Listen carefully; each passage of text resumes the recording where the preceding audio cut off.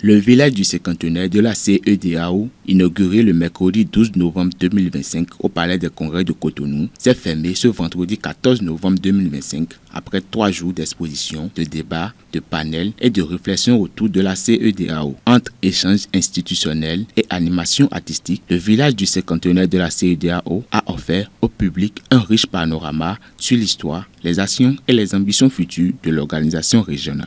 La soirée culturelle, qui est venue clôturer les 3 jours d'activité de ce village, a été lancée par le discours du représentant résident de la CEDEAO au Bénin, qui a rappelé l'importance de cette célébration symbolique. Votre présence à cette soirée culturelle de clôture du village du cinquantenaire honore la CEDEAO. Ce soir, sous le ciel de Cotonou, nous rendons hommage à un demi-siècle d'engagement, de solidarité et de construction régionale.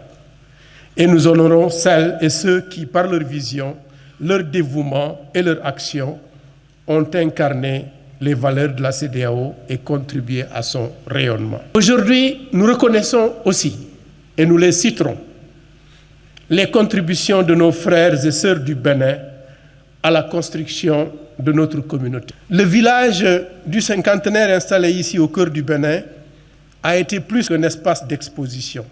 C'est un carrefour de mémoire et de tradition, mais aussi d'innovation. Ce soir, nous célébrons nos cultures, socle de notre identité, le ferment de notre résilience, la source de notre créativité.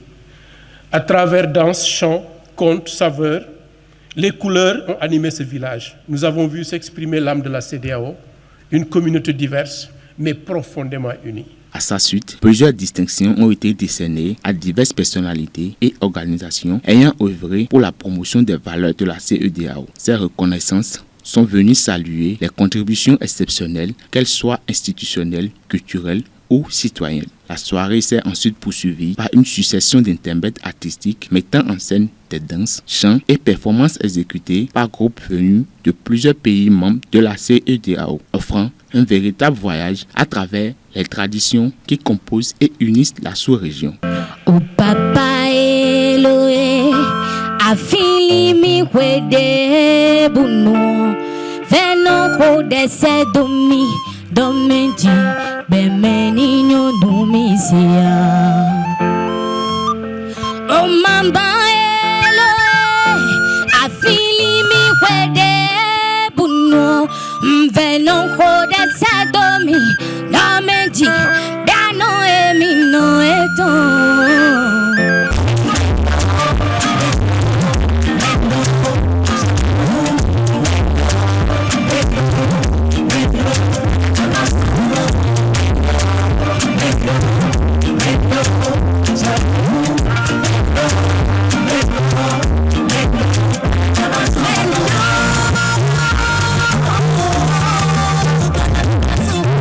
La clôture de cette soirée est intervenue à travers le discours de Mme Gladys Tandaro, directrice adjointe du cabinet du ministère des Arts et de la Culture. Elle s'est dite satisfaite de l'organisation de ce village du cinquantenaire. Ce soir, au terme de cette grande célébration de nos cultures, nous ressentons un profond sentiment de fierté et de gratitude.